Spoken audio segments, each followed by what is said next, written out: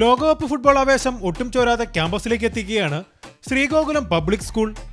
2026 FIFA ലോകകപ്പിന് ഐക്യദാർഢ്യം പ്രഖ്യാപിച്ചുകൊണ്ട് VR26 എന്ന പേരിലാണ് വിപുലമായ ആഘോഷങ്ങൾ സംഘടിപ്പിച്ചത്.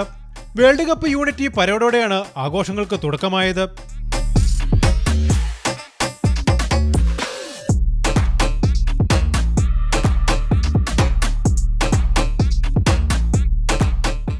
യൂണിറ്റി പരേഡിന് ശേഷം ക്യാമ്പസിനെ ആവേശത്തിന്റെ കൊടുമുടിയിലെത്തിച്ച് ഫ്രണ്ട്ലി മാച്ച് അരങ്ങേറി.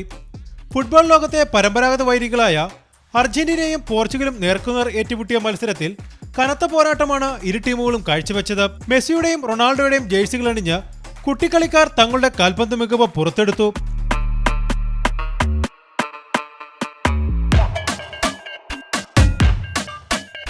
ഇത്തവണ ആര് കപ്പടിക്കും?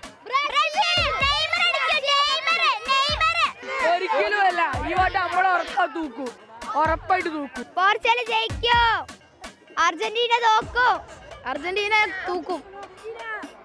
മെസ്സിക്കായിരിക്കും ഇത്തവണ ഗോൾഡൻ ബൂട്ട്. യെസ്, മെസ്സിക്ക് തന്നെ ഈ ഗോൾഡൻ ബൂട്ട്. പഠനത്തോടൊപ്പം കായിക വിനോദങ്ങൾക്കും തുല്യ പ്രാധാന്യം നൽകിക്കൊണ്ട് വരും തലമുറയിൽ കായിക സംസ്കാരം വളർത്തിടുക എന്ന ലക്ഷ്യത്തോടെയാണ് സ്കൂൾ അധികൃതർ ഈ പരിപാടി ഒരുക്കിയത്.